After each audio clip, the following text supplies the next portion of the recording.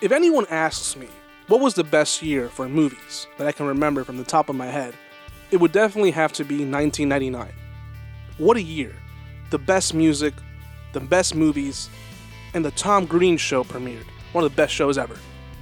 But if we're strictly talking about movies, you have to admit that there's so many classics. The Sixth Sense, Fight Club, and my personal favorite, The Matrix. A movie that was originally supposed to star no other than Big Willie, Will Smith. Hard to imagine, right? Instead, he went on to do one of my favorite guilty pleasures, Wild Wild West, which I'll be covering in a future Dumb Down. Welcome to Dumb Down, the show where we watch movies, summarize them in hopes of understanding them better. Today we dumb down The Matrix. A movie that envisions a very bleak outlook at what would happen if everything that Elon Musk says about the dangers of AI turning out to be true. We will not be able to hold a candle to AI. A future in which all humans are inside a computer simulation and not knowing that they're actually inside. Meet Thomas A. Anderson, better known as Neo, a man who has a very simple and boring life. But all of that changes the day his computer starts talking to him and asking him to follow a white rabbit. And after a knock on the door, and seeing a tattoo of a girl with a white rabbit, without much question, he decides to go with them and see what it's all about. Sure, I'll go. So Neo goes to this rave party reminiscent of the gypsy kid dancing at the club. There he meets Trinity, a woman who's offering him to open his eyes and realize the truth of what the Matrix is. Neo goes to work late, but no worries. Boss is like, don't do it again, or else you're gonna have to find work somewhere else. Neo goes back to his cubicle, where he gets a package with a cell phone. Neo takes a call, and it's Morpheus, a known outlaw that agents are looking for. Morpheus tells Neo that they're coming for him, and he must follow everything he says to the word in order to get out. Neo does as he says for the most part, but once he realizes that he has to use a scaffold to get out, he says, No. Hell no. No. I refuse. No. and decides that turning himself in is a better choice. Neo gets caught and is questioned by agents who want to do a bargain with him. Give up Morpheus, and they will erase the whole hacking illegal records out of the system. Neo gives him the finger and asks for his obligatory phone call. Agent Smith is like, What good is a phone call if you're unable to speak? Neo gets bugged and wakes up thinking that none of that actually happened. It was all a dream. But no worries, Morpheus tells him to meet at a specific location. Trinity and the rest of the gang pick him up and take the bug out of him. Now it's time for Neo to finally meet Morpheus. During the meeting, Neo gets to choose between taking the red pill and the blue pill. One offers a chance to uncover the truth. The other, he wakes up and believes whatever he wants to believe. Good thing he chooses the red pill. Can you imagine if he chose the blue? We wouldn't have a movie. So Neo takes the pill and is designed to pinpoint where his body is inside the Matrix.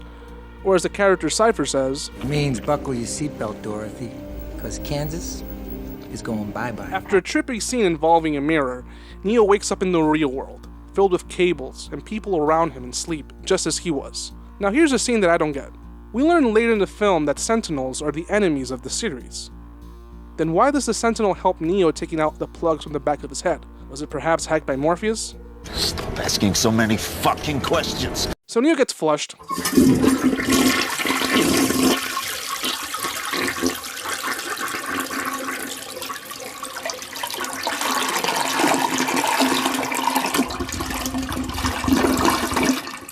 And they begin the rebuilding process. Since his body and eyes have never been used, they take their time with the reconstruction. Later we get scenes where Neo meets the rest of the crew and eventually gets a full TED Talk explanation of what the Matrix is. While Neo always thought that the year was 1999, it's actually closer to 2199, but they're not very sure. In this explanation, Neo also learns that the AI came to become smarter and more efficient than the human counterparts, and began to offer humans a simulated reality in which they can be efficient and at the peak of where their civilization was, which was 1999. In exchange, the machines have all the power they would ever need, turning humans into batteries for machines. Lord, I'm having a heart attack! Damn, this is some scary shit! Neo refuses to believe it at first, but learns to accept it. Learns Kung Fu via brain download, and practices other simulations that are important to the plot. like jumping buildings, learning more about the agents, and understanding that he is eventually going to be the one, the prophesized Messiah that who will free all of those who are still plugged in the Matrix. But Neo also learns through the Oracle that he may not actually be the one, perhaps in another life, and that he will have to make a choice between saving his life or that of Morpheus.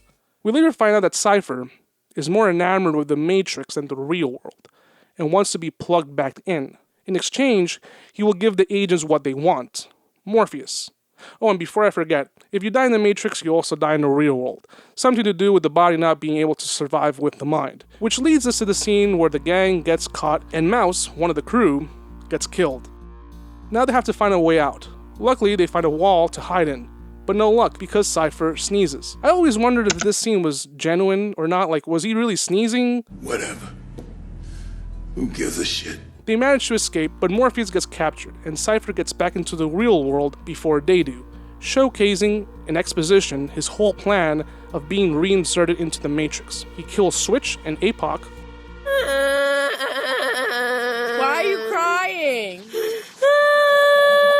But Cypher gets killed shortly thereafter. Neo and Trinity come back, and not for long because Neo remembers what the Oracle told him, that he had to choose between the two. Neo also says that he's not really the one, that he's just a regular guy. But that doesn't stop him from doing one of the most coolest action scenes in cinema. Someone's gonna get slapped tonight. Gotta be you.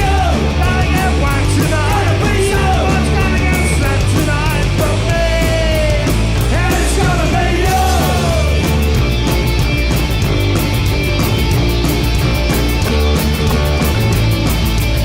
you. Dodge this. And the cinematic bullet time, which has aged very well. Neo and Trinity get a hold of a helicopter and start shooting up where Morpheus is being held. And it's funny because all those bullets and somehow none of them land on Morpheus. That's pretty convenient. He gets saved in a very cool scene that makes you want to say, yes! Now all they have to do is get back home to safety. But wait! There's more! While Morpheus and Trinity are able to get back home, Neo doesn't, and finally decides to believe that he's actually the one. And we get a really ultimate, cool final fight scene. Cut, time to end this. Gun, I cannot miss. Jump, in this ultimate battle. I'll never stop, no matter what the world may say. But Neo gets killed.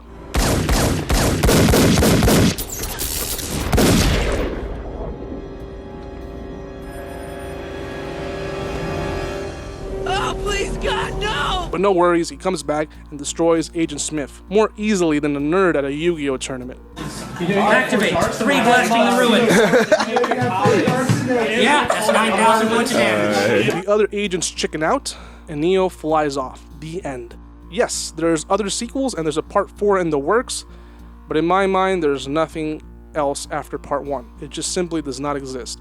Part 1 was a good movie. There was no need for sequels. What I do hope is that in reality, we don't go into a future like this and actually start caring about living in a real world and not in a virtual reality.